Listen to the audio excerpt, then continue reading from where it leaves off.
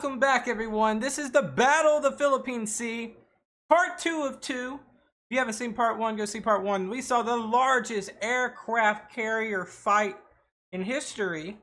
Submarines, Hellcats, Zeros, aircraft carriers, all around Guam and the Philippine Sea, of course, the Pacific Ocean. Now this is the second part. The U.S. Navy knocks out the Japanese carriers. We saw 2 actually fall related to the submarines last time. One basically had 4 direct hits, and then another one had a hit that eventually led to its demise with the gas kind of like leaking into its entirety, and then an electrical spark blew that thing to smithereens. Now, what does part 2 look like? Thank you for being here. Hit that like button. Let's go. The Operations. Great channel. Go subscribe to them.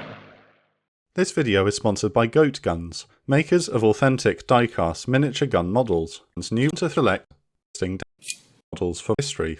Have a little fun. That's funny. Alright. On the 20th of June, the first search aircraft for both sides launch at 5:30 AM. On Haguro, Admiral Ozawa is having difficulty receiving accurate intelligence. He still has no idea of the calamity which befell his air wings the previous day, and has been told the land-based aircraft have savaged the American fleet. It is only when he transfers his flag to the carrier Zuikaku at 1 PM that he learns the truth. Still believing he can crush the American naval force with his remaining strength and the pilots from the Marianas, Ozawa plans another strike against Task Force 58. With the Japanese fleet operating at maximum distance, the American search aircraft are having difficulty locating the enemy. As the day drags on without any sightings, Admiral Mitcher starts to worry that he has missed his chance to destroy the Japanese carriers once and for all. Yet, at 3:40 PM, an Avenger scout torpedo bomber from Enterprise announces on the radio, "Enemy fleet sighted," followed by the coordinates. Mitcher and his subordinates quickly huddle. The Japanese carriers are 275 miles away, and with the sun setting soon, if he launches them this late in the day, the strike aircraft that don't run out of fuel will have to be recovered at night. Despite the risks, Mitcher refuses to pass up this opportunity. Minutes before 4 PM, he signals the rest of the fleet, "Launch first deck loads as soon as possible." Pilots report to their ready rooms where Mitcher's final instructions are written in all caps on the blackboard, "Get the carriers." After their briefings, the loudspeaker crackles with a new order, "Pilot, man your planes." At 4:21 PM, the carriers swing to the east and pick up speed to launch into the wind.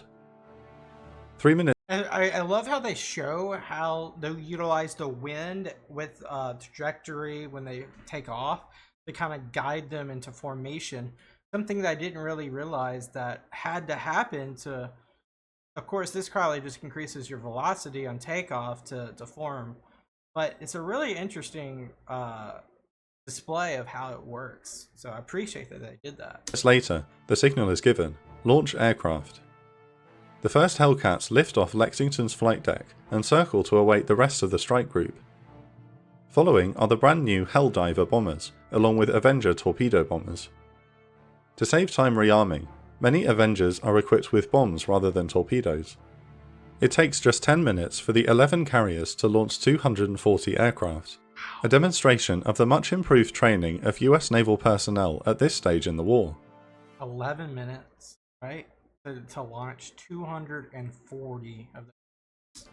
The American airmen are now racing against a sun which continues to dip towards the horizon. Aboard each aircraft, the pilots feverishly check and recheck their fuel gauges, calculating whether they can make it all the way to the target and back. Commander Jackson Arnold from USS Hornet Air Group 2 has already made plans for a water landing.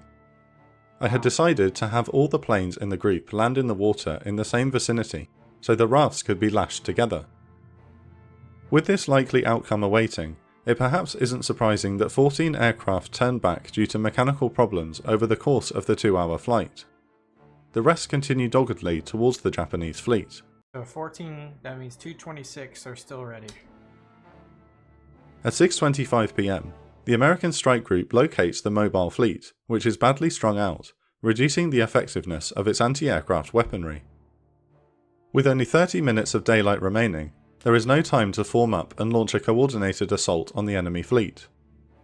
Instead, each squadron dives into battle independently. A combat air patrol of 40 Zeros rises to challenge the attackers, but are quickly overwhelmed by the fighter escort, which outnumbers them 2 to 1. The first ship spotted are the Japanese supply group, consisting of 6 fleet oilers. Most of the aircraft ignore them to go for the carriers, but Wasp's Air Group 14 is dangerously low on fuel, and their commander decides to attack the slow-moving oilers. The supply group is an easy target for the Helldivers and bomb-armed Avengers. The tanker Sayo Maru takes numerous bomb hits which sets its flammable cargo ablaze, followed swiftly by the Genyo Maru and Hayasui Maru. Hayasui Maru's damage control team manages to save the ship, but the other 2 tankers are flaming wrecks and are eventually scuttled. The Helldivers and Avengers are jumped by 6 Zeros, but 5 Hellcats come to their rescue, shooting down 5 Japanese aircraft for the loss of 1 fighter. It's crazy how efficient these Hellcats really are. To the west of the supply group, the main Japanese fleet is coming under attack. Air Groups 1, 2 and 50 head for the northern Force A, with the fleet carrier Zuikaku at its centre. 17 Zeros attempt to shoot down the incoming attackers, but are quickly set upon by the fearsome Hellcats. Commander Arnold had previously attacked Zuikaku at the Battle of the Coral Sea in 1942, and is determined not to let the last remaining carrier from the attack on Pearl Harbor escape again. Hornets dive bombers and 10 bomb-armed Hellcats from the USS Bataan scream in and release their bombs. Dang. The carrier Literally almost unopposed. Takes several direct hits, while near misses cause damage below the waterline. A torpedo attack is launched by 4 Avengers, but all miss the target. With fires raging around Zuikaku, the order is given to abandon ship, but her veteran crew miraculously gets the flames under control, following heroic firefighting. That is impressive that they were able to save that ship. Despite extensive damage, she will live to fight another day. That's crazy. To the south, the main body of American aircraft descend upon Azawa's Force B. The light carrier Ryujo is attacked by bomb-armed Avengers, but none score a direct hit. However, the carrier Hio is the target of an anvil attack by 4 Avenger torpedo bombers. An anvil attack? If you guys know what that is, let me know. It looks like it's purposely wedged torpedoes? 2 of the torpedoes strike home, leaving the Hio ablaze.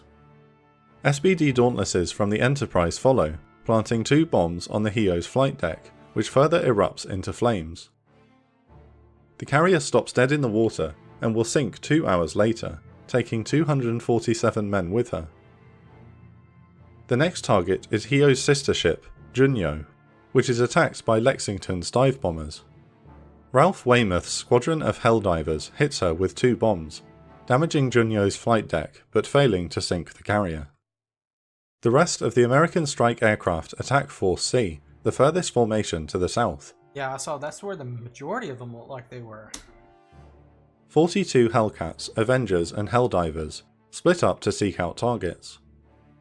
The light carrier Chiyoda comes under withering attack from Helldivers, but the captain skillfully dodges the dive bombers.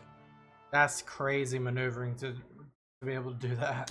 Just when it looks like she will escape without serious damage, Like she's skirting out of there. 4 Avengers execute a glide bomb run and strike Chiyoda with 2 500-pound bombs, which explode within the hangar bay. Unlike at Midway, the lack of fueled and armed aircraft saves the ship from catastrophic secondary explosions. Seeing the light carrier aflame and believing she is doomed, many pilots peel off to bomb the battleship Haruna, which takes 3 hits, including one which penetrates the number 4 turret. Haruna's quick-thinking captain floods the magazine before it can explode, but she is heavily damaged. Whoa. That's an insane tactic, to flood your own magazine. So, where we see the majority of just implosions happen, is the Grand Magazine. We've seen that all the way back to 17th century ships. That's crazy maneuvering, not maneuvering, but tactical awareness. After 30 minutes, the chaotic attack is over. 18 American aircraft have been lost over the mobile fleet, but the Hellcats and bomb damage have destroyed another 65 Japanese aircraft. Later that night, Admiral Ozawa is ordered to retreat, while Admiral Spruance denies Mitch's request to chase after the Japanese fleet.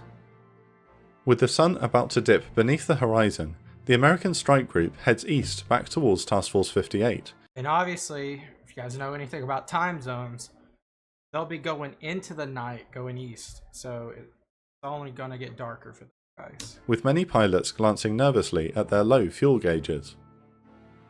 Over the next 2 hours, a growing number of aircraft run out of fuel and are forced to ditch in the ocean.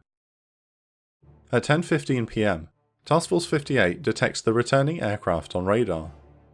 To prepare his aviators for a perilous night landing, Captain Joseph Clark of the Hornet orders his carrier to turn on searchlights and illuminate it. Despite the risk of a nighttime Japanese submarine attack, Admiral Mitcher quickly follows suit and transmits, "Turn on the lights," to the rest of the task force. The American carriers shine searchlights, while destroyers fire off star shells into the moonless night as the fuel-starved aircraft begin to arrive overhead. One pilot remembered, "Our formation of ships could be described as similar to Atlantic City." With pilots cleared to land on any available flight deck, the landing operations are predictably chaotic and dangerous. For 2 hours, the exhausted and tense naval aviators do their best to make it back without incident. Most manage to land successfully, but not all. Some pilots fail to catch the arresting wires and crash into parked aircraft, forcing the carrier deck crews to shove the wreckage overboard. Despite the measures taken to get every aircraft home, 80 of the 240 American aircraft are lost in the landing operations, with most ditching in the sea.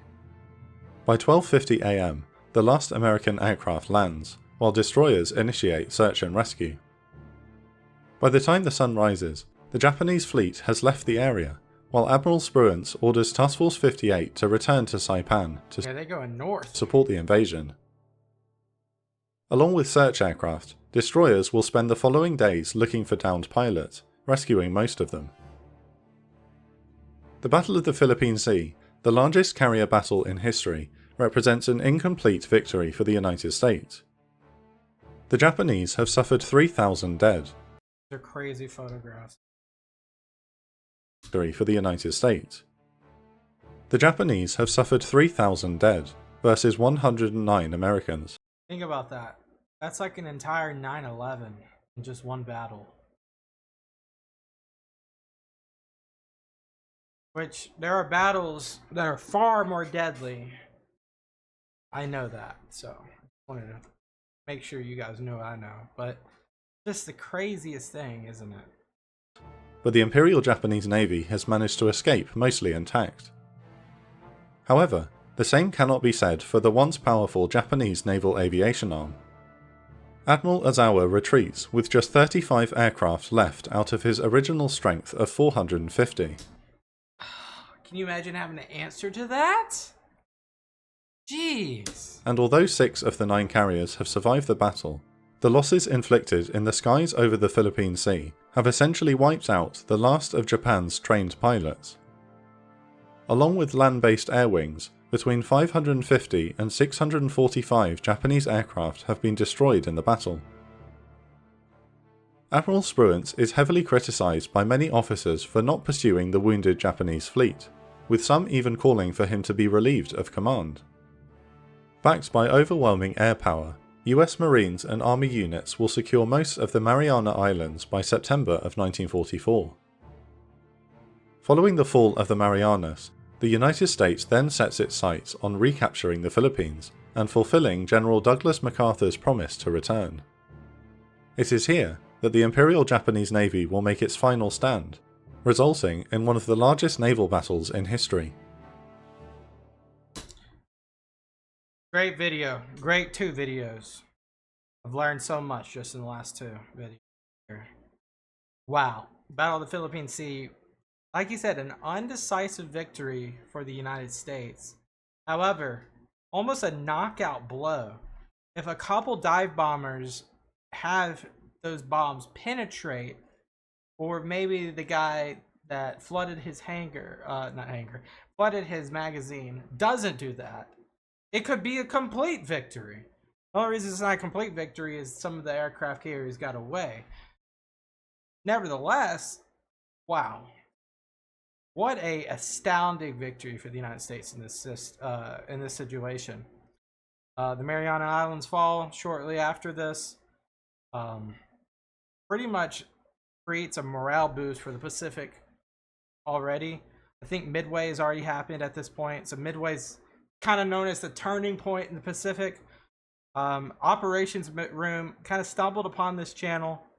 Now I can't wait to dive deeper into their content. If you guys have specific videos that you've already seen that you think I should watch and react to, please let me know down below. Thank you guys so much for being here. Until next time, peace out. Bye-bye.